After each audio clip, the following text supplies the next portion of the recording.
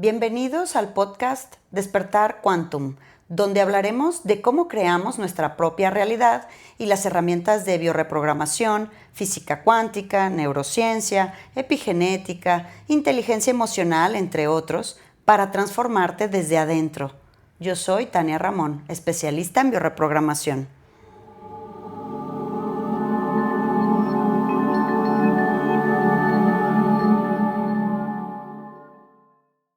Hola, ¿cómo estás? Pues estamos el día de hoy en este episodio. Tengo que decir que fue una petición de mi asistente que me lo ha pedido ya varias veces, pero dijimos, claro, pues es una información extensa, pero vamos a construir algo para ustedes, para que básicamente tengamos esto en cuenta en el momento en que tenemos que entender esta parte fundamental y básica, que es la educación sexual desde casa.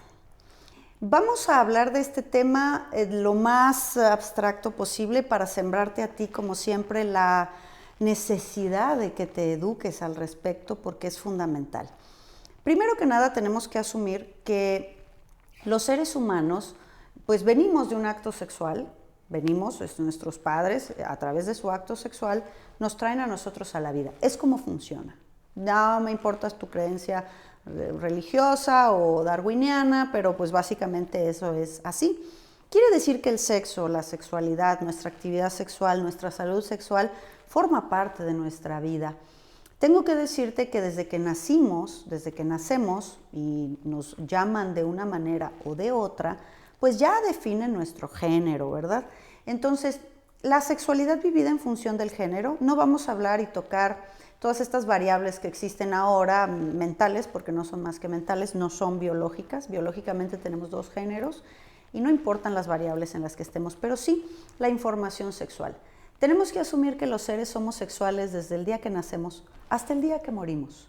Es decir, también en la tercera edad se vive una sexualidad, aunque no lo queramos ver, aunque no lo queramos saber, pero así es.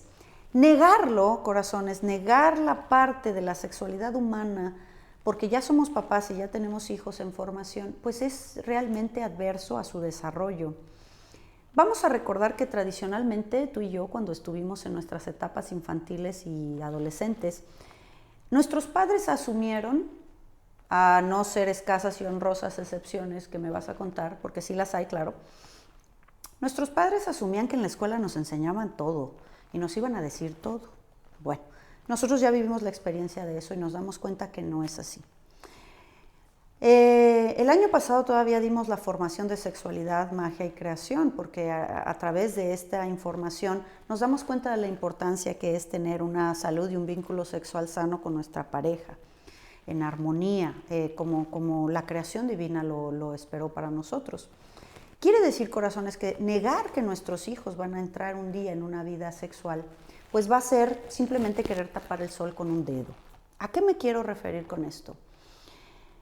Si tú no le das información a tus hijos sexual, sobre la sexualidad, si tú no generas estos puentes de confianza con tus hijos, va a haber alguien que les va a dar la información. Si no lo haces tú, alguien más lo hará. Y cuando lo haga, va a ser para la conveniencia de esa persona, no para la conveniencia de tus hijos. Les siento las bases para un siguiente capítulo de abuso sexual. En México, al menos, 3 de cada 5 niños viven abuso y agresión sexual antes de los 5 años. Niños y niñas es igual, ¿eh? No es una condicionante que ser niña es más peligroso que ser varón. No. Aquí estamos hablando de lo mismo. Y los agresores también son hombres y mujeres. Es exactamente igual. Hablando de esto es porque no hay padres presentes y no hay padres que informen. Lo primero que te tengo que decir, y lo más importante, es que primero, no tapemos el sol con un dedo. Van a ir creciendo, las niñas van a ir teniendo su periodo menstrual, los niños van a ir teniendo sus cambios a su vez, no solo fisiológicos, sino también psicológicos, y necesitan adultos que les digan cómo va a ir yendo la vida.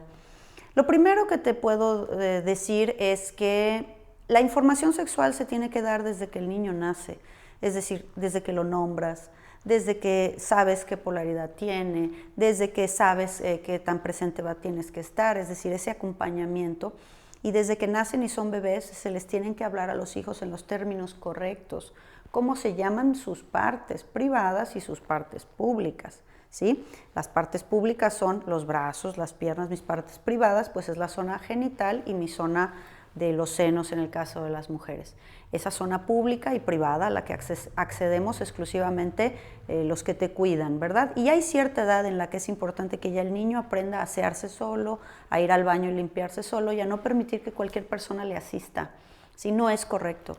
No es correcto que se expongan sus partes a que venga un tío, una prima, cualquier persona me lleve al baño. Para eso hay que cuidarlos, evidentemente.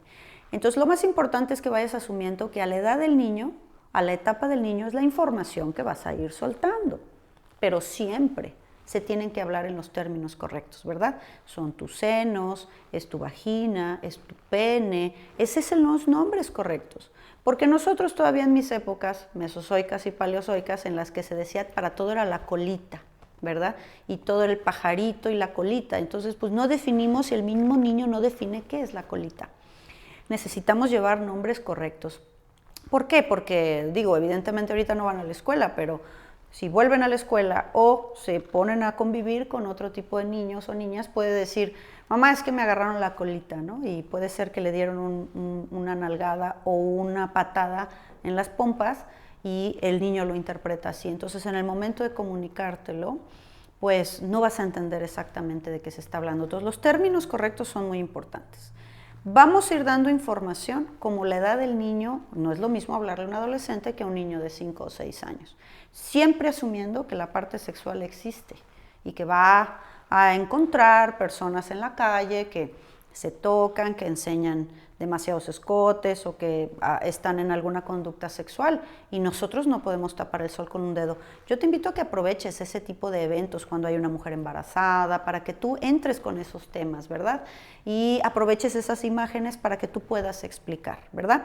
Básicamente, siempre con la connotación familiar moral que ustedes tengan en casa. Es así como vamos platicando. Mira, esa mujer embarazada, después de que tiene su pareja, después de que se casa, después de que termina su carrera, es cuando puede recibir un bebé, ¿verdad? Es decir, siempre a la edad, repito, de los hijos es la información que siempre se les da corta y tal. Otro tip muy importante es que cuando tus hijos vengan y te pregunten algo, primero que nada nos asustamos y nosotros nos cerramos. En ese momento cerraste todas las puertas de comunicación, es decir, cuando los hijos ven en nosotros unas caras muy feas, muy desencajadas, ¿verdad? Por ejemplo, mamá, mi compañerito nos enseñó su cosita en el salón. Entonces, en lugar de poner una cara desencajada, ¿cuándo? ¿Qué pasó? ¿A quién le dijiste? Es decir, cuando nuestras reacciones están dramatizadas y en una sobredimensión, el sujeto se siente mal, el niño se siente mal y dice, esto ha de ser muy malo. La próxima vez que pase no le voy a decir a mi mamá. Lo más importante es que siempre mantengamos la calma y que entonces, lejos de ir a sobrepasarnos en la respuesta, siempre, este tip es muy importante, preguntes. Siempre preguntes al niño, ¿y tú qué piensas de eso? ¿Cómo, verdad que se sintió de alguna manera extraña? Pregunta, pregunta, pregunta, ¿sí? ¿Quién le habría dicho a este niño que es correcto enseñar sus partes privadas? ¿Tú por qué crees que lo hace? ¿Qué fue lo que él te dijo para convencerte de verlo? Es decir, cuando nosotros preguntamos, nos damos cuenta en el nivel en el que nuestros hijos de información están y sabemos en dónde darla, ¿verdad? En lugar de irnos a llevar toda la información, como este chiste que decía el nieto iba con la abuelita y le dice, abuela, ¿qué es un pene? Y entonces la abuela se psicosea toda y le inventa todo un tema de las abejitas, cuando el niño le dice, es que el cura en la iglesia dijo que nuestra alma no pene. Entonces, de esa manera, pues te das cuenta que la inquietud que trae no corresponde con la información que das. Forzosamente vas a tener que preguntar y preguntar y preguntar. En mis épocas, cuando yo tenía mi etapa formativa, mi mamá siempre se quejaba y decía que no había escuelas para ser padres y que ellos iban educando como iban sabiendo. Hoy te puedo decir que eso no aplica. Sí hay escuelas para padres, sí hay libros, sí hay videos en YouTube, sí hay videos que te apoyan a explicar la menstruación a niños y a niñas, sí hay muchos materiales de muy buena calidad en los que lo único que tienes que hacer es querer. ¿Cuál es el bloqueo más grande que nos impide educarnos como padres? El bloqueo más grande es de nosotros mismos. Nosotros mismos tenemos traumas muy profundos con nuestras primeras experiencias sexuales, tanto en la secundaria, en la prepa, en la universidad. Siempre que un sujeto fue sometido a tener actos sexuales sin ser mayor de edad o ser menor de edad, siempre va a generar una culpa muy grande. Todos esos bloqueos son los que tú necesitas trabajar. Yo te dejo esta frase: no puedes llevar a nadie a donde no has ido. No puedes explicarle a alguien cómo cuidarse, cómo atenderse, cómo vincularse, cómo poner límites si tú mismo no lo haces. Entonces, el bloqueo más grande que tenemos para poner las palabras correctas en el momento correcto y en la medida correcta que la información de los hijos va pidiendo son nuestros propios bloqueos. Difícilmente vas a tener que educar sexualmente a un hijo si es que tú no estás educado. Entonces, la invitación es para que nos eduquemos nosotros, para que nos sentemos y empecemos a preguntarles qué inquietudes tienen, siempre abrir la puerta para que tu hijo, tu hija, así tenga miles de opiniones y miles de fuentes de información, que ahora, bueno, con los medios de comunicación esto está desbordado. No nos preguntan, ellos ya fueron y vinieron, investigaron, y ni siquiera es una fuente real, ¿no? La pornografía no es educación sexual, corazones. Y muchos de los adultos que yo tengo en consulta, su única fuente de educación fue la pornografía. Fueron estos adultos que nos llevaron a experiencias sexuales que muy probablemente son traumatizadas para nosotros. Entonces, lo más importante es que no vas a poder explicarle a alguien con la tranquilidad y la serenidad y la madurez que esto involucra si tú mismo no tienes esos términos, esos nombres sanados en ti, para que los puedas comunicar sin juicio. Siempre deja la puerta abierta para que tu hijo, tu hija sepa que puede preguntarte cualquier cosa. No importa el estado de ánimo que yo tenga. Tú puedes venir a mí y preguntarme lo que sea. Yo soy tu papá, yo soy tu mamá.